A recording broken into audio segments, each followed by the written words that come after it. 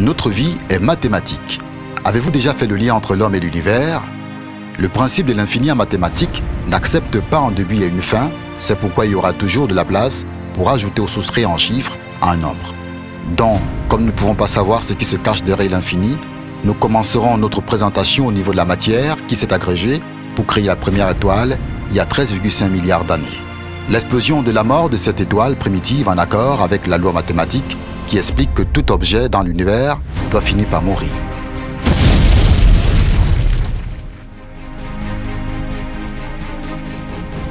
Ainsi, elle a pulvérisé dans l'univers de la matière qui s'est agrégée aussi pour former les galaxies et ensuite les systèmes de planètes avec au moins une étoile centrale comme notre système solaire.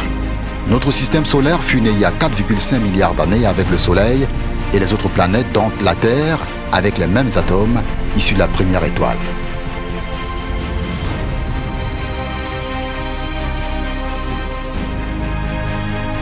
Ensuite arrivent à la fin les humains, 2,2 millions d'années constitués des mêmes atomes issus de la première étoile.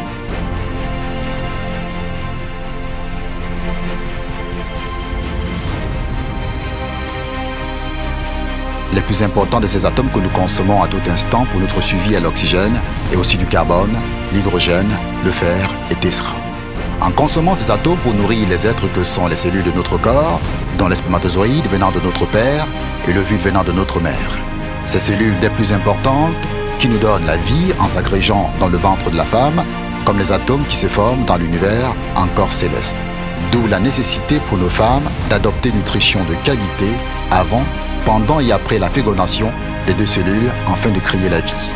Donc, si la matière applique les lois mathématiques dans l'univers pour créer les corps célestes, c'est exactement la même chose qui se déroule dans le ventre de la femme en lui conférant un pouvoir mathématique. En fond d'étoile, le lien de l'être humain avec l'univers, atome venant de la première étoile, se transforme par réaction chimique en molécules qui deviennent des cellules, ensuite des tissus et après des organes pour aboutir au corps humain.